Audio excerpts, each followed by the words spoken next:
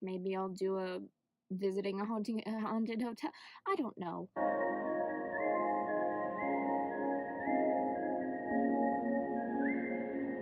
Hello everyone. So today I went to Hotel Settles. It is said to be haunted. Ooh, so when did I turn into BuzzFeed Unsolved or Haley Reese? I haven't yet. But I do enjoy the supernatural, and I have since I was really young. And since it's something I love, I figured that you guys might like it too. Maybe, maybe not. But we'll see. So Hotel Settles in Big Spring, Texas was built in 1929, but it opened October 1st, 1930, the beginning of spooky season. Especially what's more spooky is my iced spice latte, huh?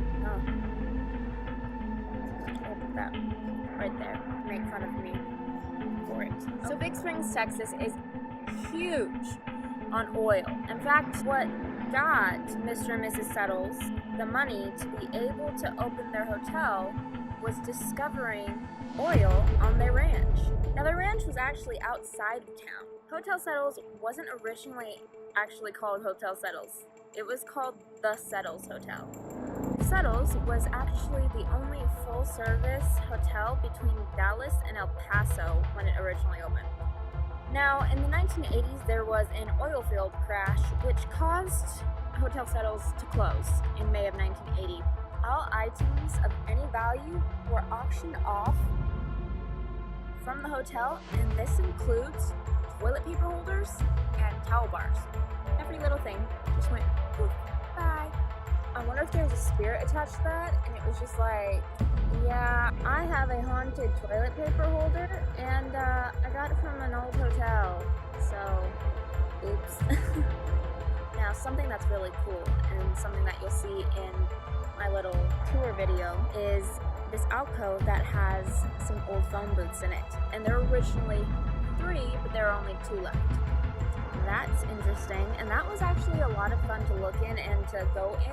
I figured out how, I didn't know how to turn the light on because there was no switch. Well, the switch is accompanied by the door. When you shut yourself in, it goes to about, okay, so the track is about, let's say, this long, from here to here. And about right here is where the door would have to be for it to turn the light on. And then it was like right here to where it would pull it to turn the light off. So the switch was the door. It wasn't, it was cool. I love old stuff like that. What's interesting is there is a really intricately carved table by the phone booth alcove that was actually an original piece of furniture that was donated back to the hotel. So the pharmacy bar and parlor area was actually an actual pharmacy at the time. It was right there on the corner where the hotel is, and it was also connected to the bar, which I don't know if that makes any sense, but that's what it is now. It's now a full-on bar, and its happy hours are from 5 to 7 p.m. Monday through Friday, I think. It was still good from what I did eat. It's just had the chicken not been, like, you know, chewing on Elastigirl's calf, then it would have been great. In 2006, Brent Ryan, who had graduated and grown up in Big Springs, Texas, bought back Hotel Settles, and he remodeled it, and he spent over like $2 million in repairing it to its former glory. They kept everything super original, or at least they tried to, and yeah, I mean, it's beautiful. It does remind me of the Tower of Terror. Some people of significance who have stayed there were President Herbert Hoover, President Lyndon B. Johnson, Lawrence Welk, Gregory Peck, Buddy Holly, Dr. William Mayo, aka the founder of the Mayo Clinic, and Elvis Presley stayed on the 3rd floor. There's that. Hello. You know, once I kind of saw the hotel, I was kind of like, that's a bit freaky. Oh, and the old music playing at the hotel is just, wow. That's how I can explain it. It reminds me of Tower of Terror.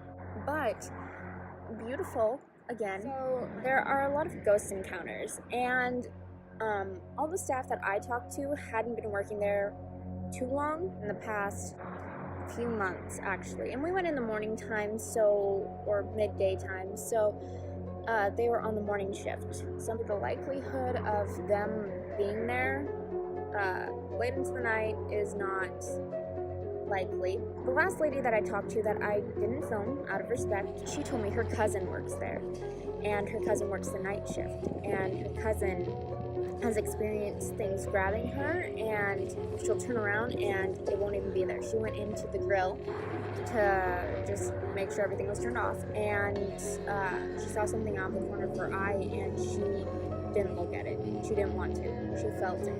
She was like, A lot of guests that have stayed there have reported feeling it and seeing it. I personally kind of take things with a grain of salt. I want everyone to know that. I am spiritual. I'm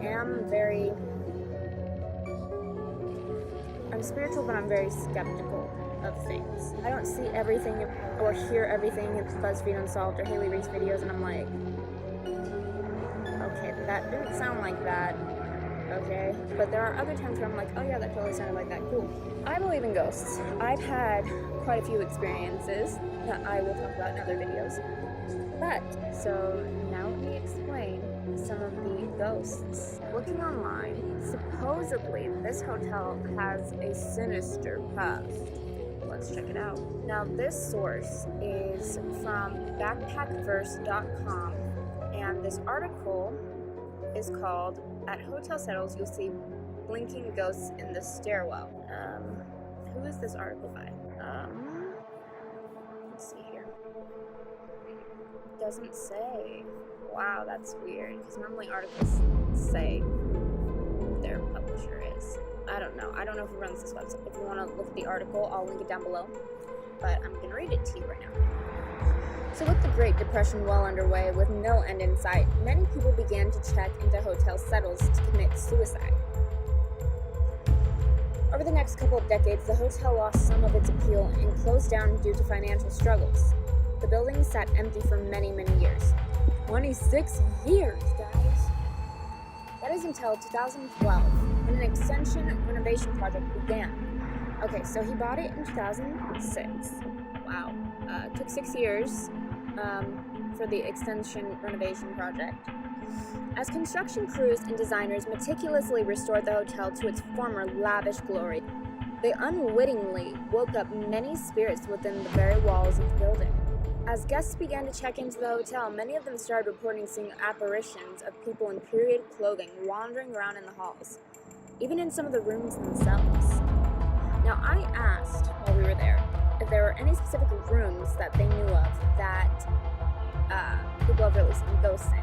I think it was room 901 that one of them said that a guest had claimed to see an apparition standing above their bed, and then it just walked away. Yay! Teresa, a local paranormal enthusiast, became very excited when she heard about the onslaught of paranormal activity at the local hotel. She had been wanting to begin her own paranormal investigation team, and she figured Hotel Settles was the perfect place to begin. I was still trying to recruit people for the group at that point, and while I wasn't exactly pleased with the idea of checking out the hotel by myself, I knew collecting evidence could possibly gain me new members. And that's how she reasoned. So I walked into the hotel and started exploring each floor. It was a Monday evening, so there weren't a lot of people around. As I walked down the hall, I got the sudden, inexplicable urge to go to the top floor of the hotel. I actually got that feeling too, like I wanted to go up higher, but we weren't staying the night, which we might. We weren't staying the night, so I didn't want to be disrespectful and do that. Anyways, I'm not sure why, she said, shaking her head, but since I planned on going through the whole thing, it really didn't make any difference. I rode the elevator up. The moment I stepped foot on that floor, I felt suddenly uneasy. I turned and looked all the way toward one end of the hotel, and seated in the window was a man. He had a suit on, but something about the fabric and style of it made me realize it wasn't some trendy modern suit. It had seen better days.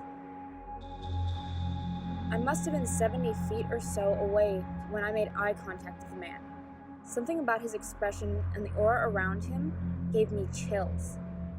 And then, Then he pushed himself off the ledge and plummeted out the window, she murmured, getting teary-eyed.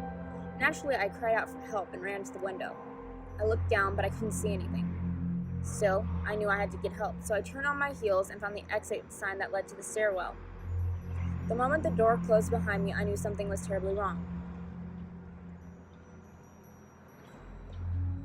The moment the door closed behind me, I knew something was terribly wrong, Teresa whispered.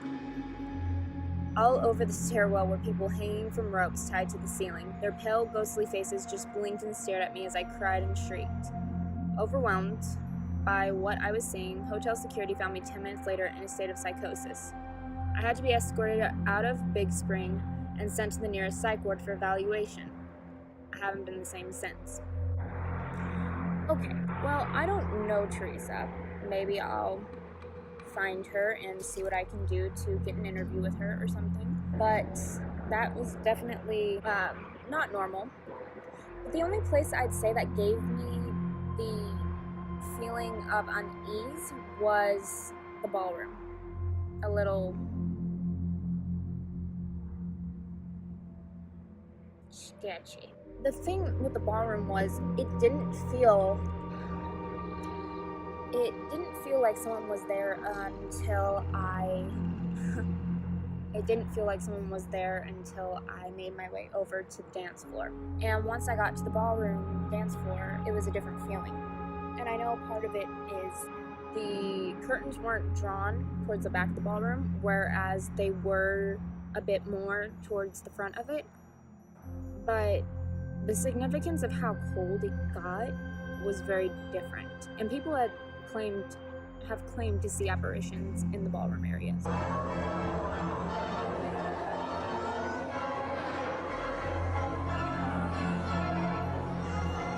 So let's continue on with our research of the ghost.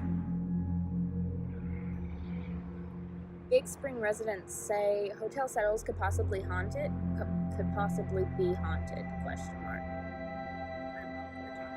By Callie Hunt. Silverleaf Communities invites you. I don't.